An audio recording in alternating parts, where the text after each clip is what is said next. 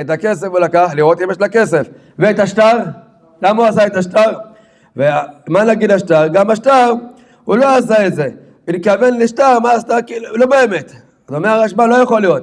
הלקה לממר, דילו כתב לשטר, לא היית מביאה לו כסף, ולגלות את הדבר התכוון. למה? שעד כדי כך הוא לא עושה דבר כזה. זאת אומרת, שתי דברים, שתי קומבינות הוא לא עושה. לכן מסקנה אומר לו רבונה, זה הבעל, מכר עלה את הקרקע. מה הביאה לו? כסף. מה הוא כתב לה? שטר. אומר לו רבונה, קח את הכסף, שים בכיס, הכל טוב. אבל איפה המרקח קיים? המרקח קיים בשטר. אומר לו, רב נחמן, רגע, אתה למדת בשטר מקידושים? ציינים את הסוגיה. ולאו יתמר עלי, אמר שמואל, לא שנו אלא בשטר מתנה, אבל בשטר מחר לא קנה עד שינתן לו דמיה. הנה הזעקה של רחמים. לא למדת את הגמרא בקידושין? שמה, מתי הגמרא אמרה, מתי המשנה אמרה, שקרקע נקנית רק בשטר, בכסף ובחזקה? הוא אומר לו, שמה מה כתוב? שהיא נקנית בשטר, ומתי זה נקנה לו בשטר? לא. רק שהוא משלם. עוד פעם תקראו, ולאו יתמר עלי, מה לא נאמר שם על המשנה, אמר שמואל, לא שנו אלא בשטר מתנה. מה זה בשטר מתנה? דווקא בשטר מתנה, אם הוא כתב לשטר מתנה, הרי נותן לך מתנה את השדה, אז מה קורה במתנה הזאת? אז בשטר קונה. זאת אומרת, אני רוצה למכור קרקע מתנה לראובן. אז מה אני כותב? שטר, בשטר יש העברת בעלות, כן, של ראובן. אבל אם אני רוצה למכור את הקרקע לראובן, שטר מועיל לי? אומר שמואל לא. בשטר מחר לא קנה, עד שייתן לו דמיה. זאת אומרת, כדי למכור קרקע, מה צריך? לא רק שטר, גם כסף, כסף בשטר. כסף בשטר, ולכן הבעל הזה שרצה למכור את הקרקע לאשתו, לא הייתה לו ברירה לכתוב גם שטר. אז מה אתה לא יכול לומר? אתה לא יכול לומר, תוריד את הכסף, אז למה הוא כתב לשטר? הנה מוכח שהשטר הזה זה מקח וממכר. למה אי אפשר לומר דבר כזה? כי במקח וממכר מה חייב? גם כסף וגם שטר. ולאו מותי רב אבנונה, אומרת הגמרא, ורב אמנונה, אחי הוא לא מקשה על זה, בשטר כיצד? איך עושים שטר? כותב לו על נייר או על חרס, אף על פי שאין בו שווה פרוטה, שדי מכורה לך, שדי כנויה לך, הרי זה מכורה ונתונה. אז אם אדם עכשיו בא, מה הוא כותב? על מה הוא כותב? על חרס או על נייר, השולחן הוא כותב גם שם בגמרא, אפילו על עלה. הוא לוקח עלה של עץ דפנה, והוא כותב לו, הרי השדה הזה מכורה לך, או נתונה לך. כותב לו את העלה, האם המקח קיים? לפי מה שלמדנו כן, אבל זה לא טוב, מה? למה לא? אנחנו צריכים לשאול את עצמנו שאלה. למה צריך לכתוב שטר בכלל? מה המטרה של השטר פה? לא. שימו לב. האם המטרה של השטר זה שטר זיכרון, או שזה שטר של מקח או ממכר? זה שטר של כל חודש יכול להיות. לא. מיכאל, מדובר... לא, כותב פה, הבוחר, בשטר כיצד, אני רוצה למכור קרקע, בשטר כיצד, כותב על נייר. מה אני עושה בשטר הזה? אומרת המשנה, נכסים שיש להם אחריות, נקנים בכסף, בשטר ובחזקה. עכשיו, מה מדובר בשטר? מה עושה השטר? השטר הוא רק עושה פעולה קניינית, לא יותר מזה. מי שזוכר, או מי שהיה איתנו בשבת, למדנו דיני קניינים. איך למדנו דיני קניינים? בועז בא לפלוני אלמוני, מה הוא אמר לו? שמע, אם אתה רוצה לגאול את השדה, תגאל, אבל אתה יודע, זאת מואביה אשת המת. הרי רות הייתה אשתו של מחלון, ומחלון מת. ומה הוא אומר לו? בועז רוצה לגאול, אז הוא עושה לו ככה הרמה. הוא אומר לפלוני אלמוני, הגואל היותר קרוב, שמע, אתה יודע, זאת היא מואביה. אני אומר מואבי ולא מואבית, אבל אתה יודע, יש הרבה פוסקים מואביה, לא כל כך כדאי לך. וגם מה היא? היא אשת המת. יכול להיות שהיא הרגה את מחלון, לא כל כך שווה לך. מה הוא אומר לו פלוני אלמוני? אתה יודע מה, זה הוא לא רוצה, כך אתה. אז מה כתוב? שלף איש נעלו. עושים קניין. מה עושים קניין? עושים קניין על השדה נקרא על הזכויות. עכשיו מי גואל את רות? מי שולף את הנעל? בועז שלף את הנעל או פלוני אלמוני שלף את הנעל? הגמרא במסכת בבא מציעה, למדנו בעבר, נחלקה איך עושים, נחלקו רב ורבי יוחנן, איך עושים קניין סודר. רבי יוחנן אומר, הלכה למעשה, שולחן ערוך, עושים קניין סודר בכלים של הקונה. מי קונה את הזכות? בועז. אז בועז שולף את הכפפה שלו, איש נעלו, הרב מביא שם את הכפפה שלו, שולף את הכפפה ונותן לפלוני אלמוני לעשות פעולה קניינית. פלוני אלמוני מגביע, ואז הוא נותן לו את המקנה על כל הזכויות של כל לגאול את רות וכל חלקת השדה, ועל זה הדרך.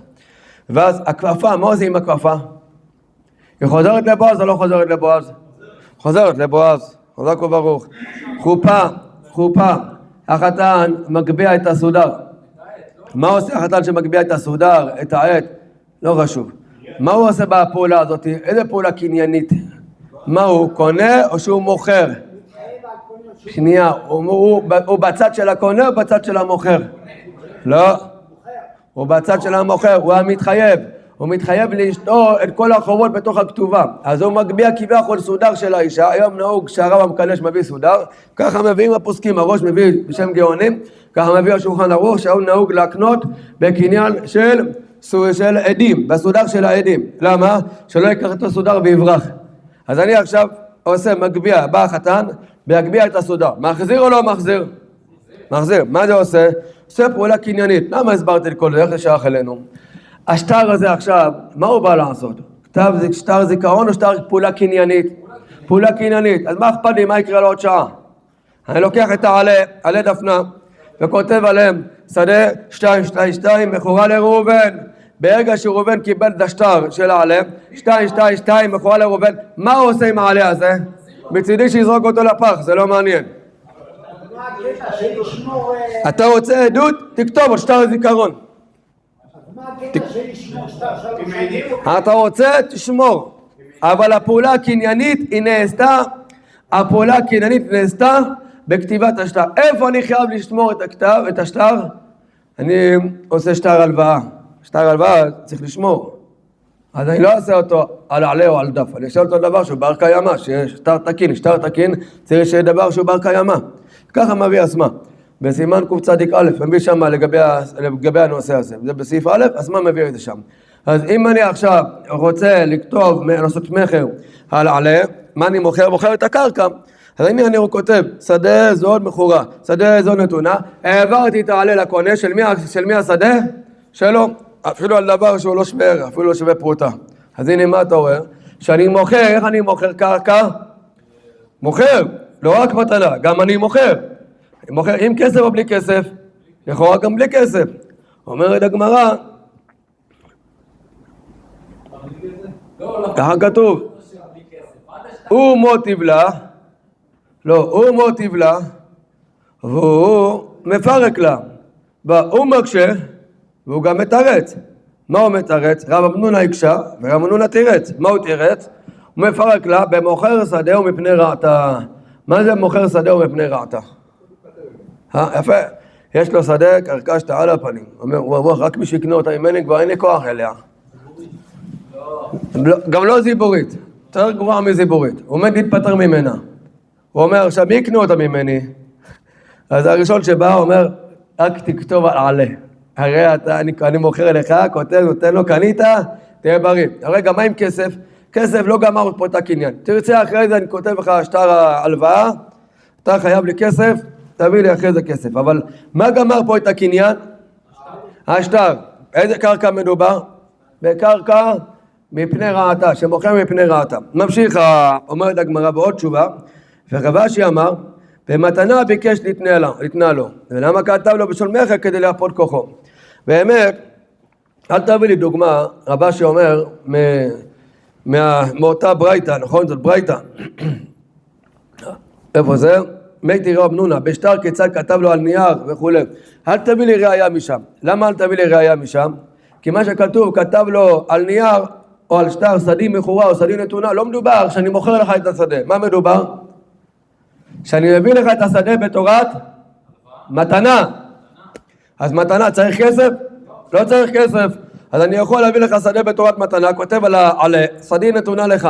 אז רגע, אם כתוב רק, אבל לא כתוב רק שדי נתונה, גם מה כתוב? שדי מכורה לך, שדי נתונה לך. אז למה כתוב שדי מכורה? ואני מדבר? עוד פעם תראו את רב אשי, תסתכלו על רב אשי. תסתכל שנייה על רב אשי. ורב אשי אמר, מה שכתוב באותה ברייתא, קצב לו על נייר או על חרס, אבל פי שאין בו שווה פרוטה, שדי מכורה לך וכו'. רב אשי אמר, במתנה, ביקש לתנה לו, רוצה להביא לו את הקרקע במתנה. ולמה כתב לו בלשון מחר? למה כתב לו בלשון מחר? כי מה לעשות? כדי לייפות כוחו. מה זה לייפות כוחו? הרשב"ם מביא שתי דוגמאות. של הקונה, של המקבל. אני עכשיו מביא לנתנאל מתנה. פתאום בא בעל חוב שלי, אומר לי, שמע, אתה חייב לי כסף. אז מה נשמע, מה אתה רוצה? הוא הולך, לוקח לו את הקרקע. תגיד לי, זה יפה. תבאת לו קרקע עכשיו, מה עושים? לוקחים לקרקע בחזרה. אז מה הוא כותב לו? שדי מנתונה, שדי מכורה. כל זה למה? אומר לייפות כוחו. מה הכוונה לייפות כוחו?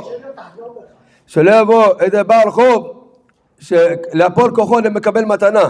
שאם יערערו עליו, יערערו מה, זה שלך או לא שלך, תביא לקרקע, היא חזרה, היא שלי, יבוא הנותן לפצתו כדין מוכר. שאם עכשיו ייקחו לו את הקרקע בחזרה, מה אני חייב להביא לו? קרקע חדשה. אם מכרתי קרקע לפלוני אלמוני ולקחו לו את הקרקע, מה אני צריך לפצות? לפצות אותו. תשובה הראשונה. תשובה השנייה, אומר, אתה יודע למה? משום דינא דבר מצרא. מה זה דינא דבר מצרא? למדנו בעבר, בא ומציע. שמה, אם אני מוכר שדה והשכן שלי יש לו שדה, מי קודם לקנות? השכן. אבל אם אני מביא אותה מתנה לפלוני אלמוני, הוא יכול לסלק אותי מהשדה מדין דבר מצרא? לא.